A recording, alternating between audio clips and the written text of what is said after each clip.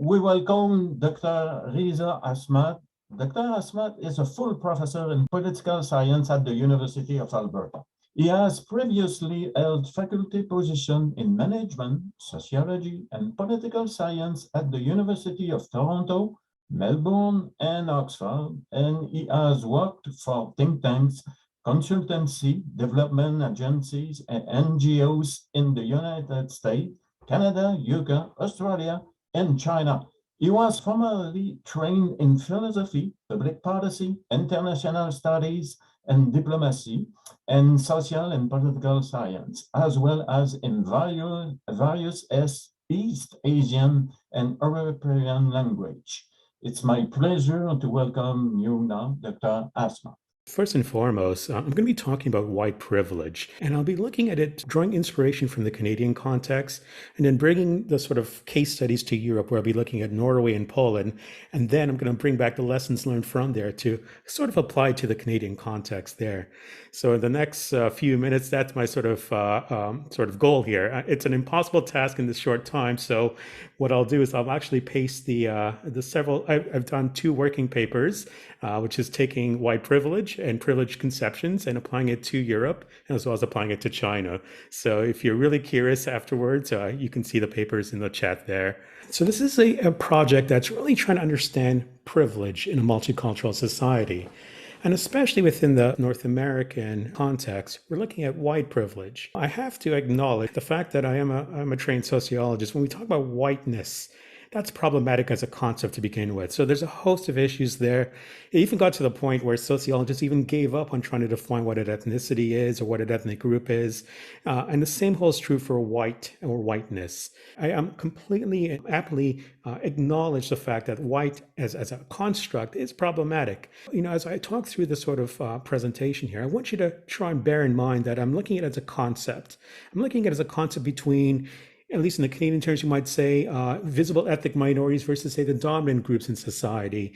And even that might be contested, but we're looking at power relations between a white group versus a non-white group, or whatever sort of construct you want to look in terms of the us versus the other. So when we look at the saliency of white privileges in a multicultural society, it's really developed in a Western sort of concept. And it really developed as a salient concept within the collective consciousness of Western nations. You know, we can trace back to works such as Peggy McIntosh or Ruth Frankenberg, who are really trying to describe the sort of life course experiences and the variances in socioeconomic outcomes between, quote, white and non-white populations.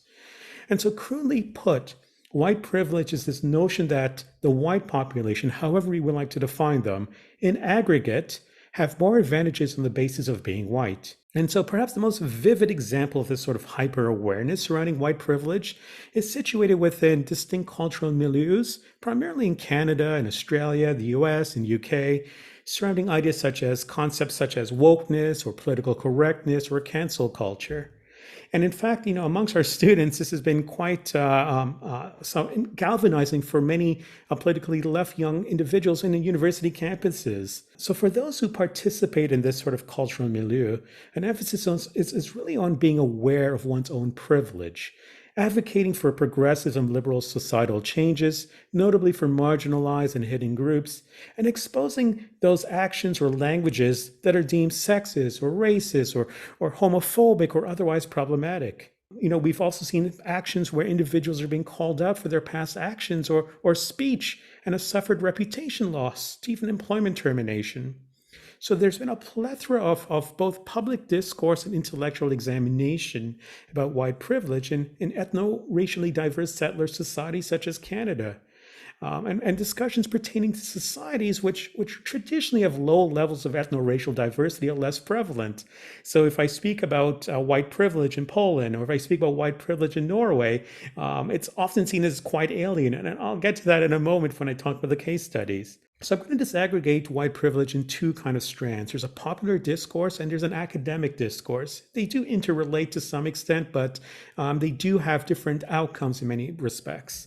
So I'll first deal with the popular culture, that is. So discourse surrounding white privilege, at least in the Canadian context, generally centers around broad popular culture sort of manifestations on ethno-racial relations.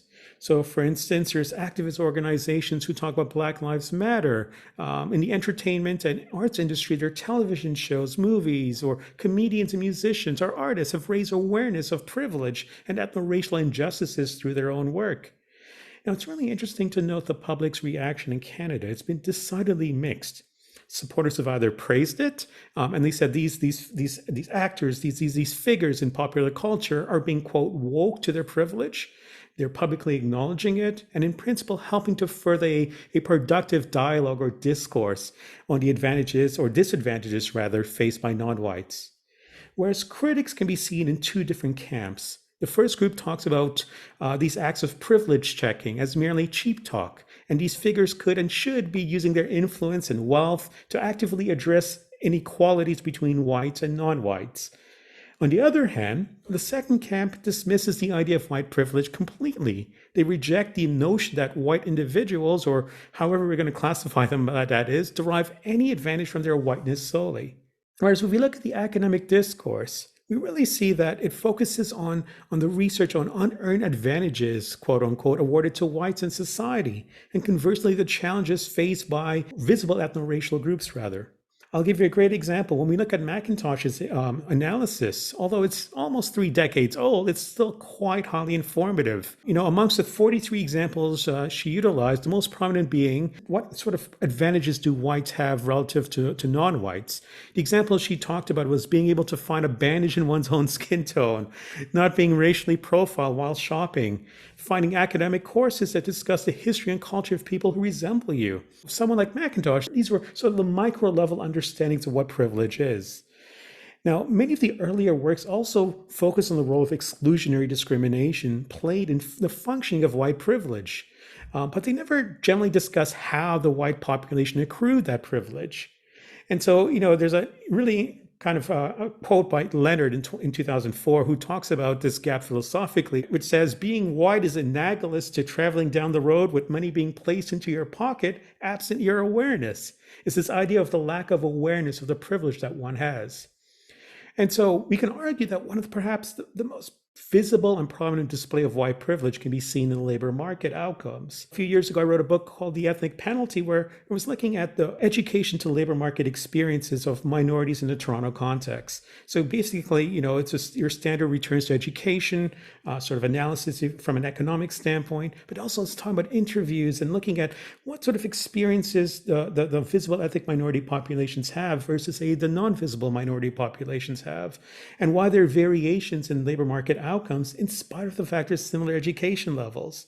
So this is a form of privilege in many respects in the Canadian context. I'm going to go through the Norway and Polish example very quickly, but as I said, I did paste it on the chat, the actual papers, which goes into greater length. I'll just introduce these 2 case studies and then tell you what I've learned from these 2 case studies. Norway is really fascinating as a society in transition, not only from a demographic standpoint, but there's a very slow and increasing awareness of whiteness and white privilege in the nation. Historically, Norway has been a highly homogeneous society from the 1960s onwards, but there's been subsequent waves of immigration that's led to greater ethno-racial heterogeneity. And what we see here is a similar situation as many other jurisdictions. It's migrants who were more visible came for labor market reasons. So for instance, in the 60s, we saw a secondary labor market drove immigrant cohorts, primarily of Turkish and Pakistani men who came to work in the oil sector. In the 70s, we saw a decline in labor market migration, owing largely to the 1973 oil crisis. And in the 80s and 90s, we saw a large influx of asylum seekers fleeing war, predominantly from Iran or Chile or Vietnam, Sri Lanka, Afghanistan, Iraq, and Somalia as the most prominent examples. In the last 2 decades to present day, we see a massive influx of Polish and Lithuanian immigrants, as well as continued family migration.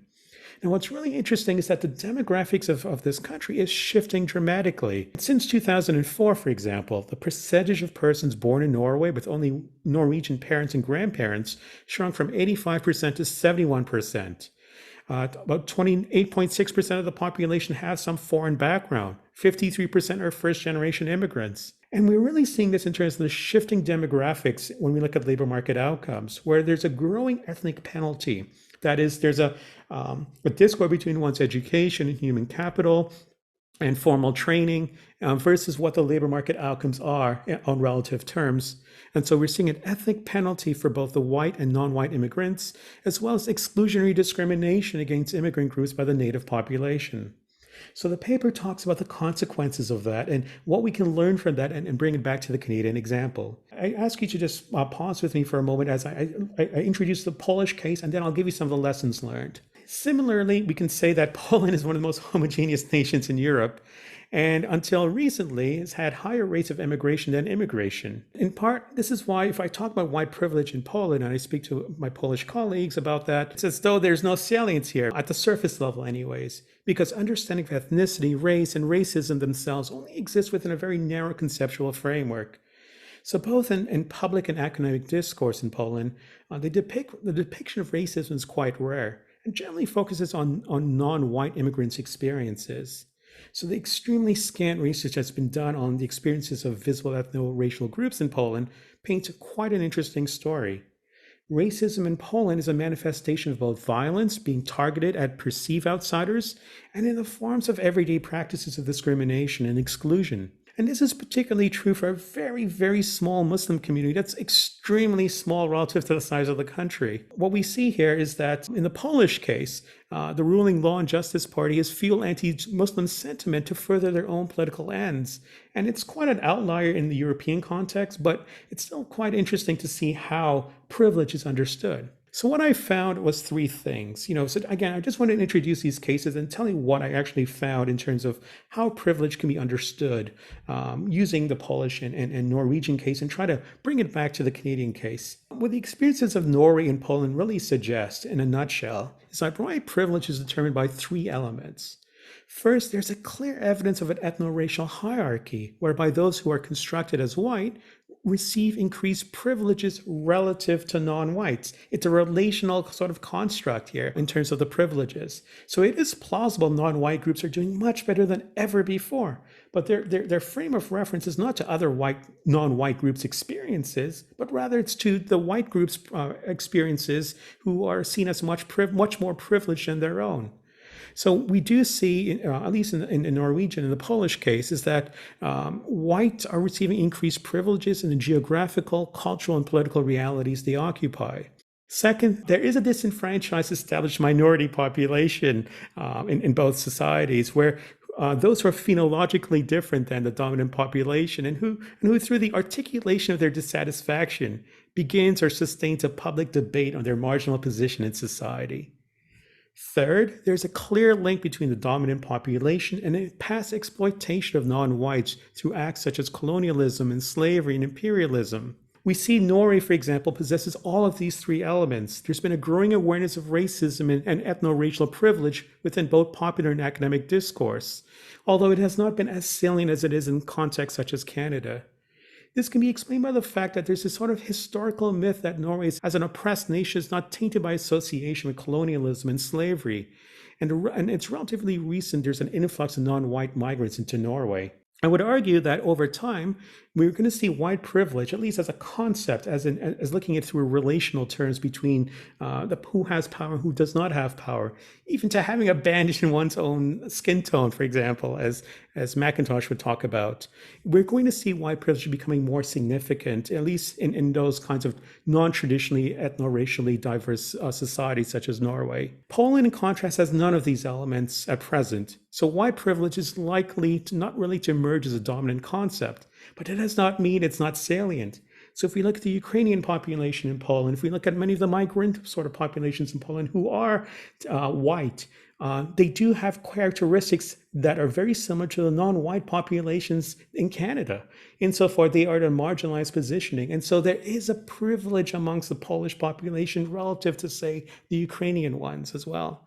So I guess that's the sort of understanding I wanted to bear fruit as my concluding thought, is this idea that when we talk about white privilege, there is an ethno-racial, or rather a racial grouping, we could say that's white or non-white, although it's not very helpful for a host of reasons. What I want you to see is the sort of relationship conceptually between who holds the power in society and who doesn't, who has, and it comes from the macro level to the micro level, where you have these kind of power differentials between the privileged and the non-privileged group.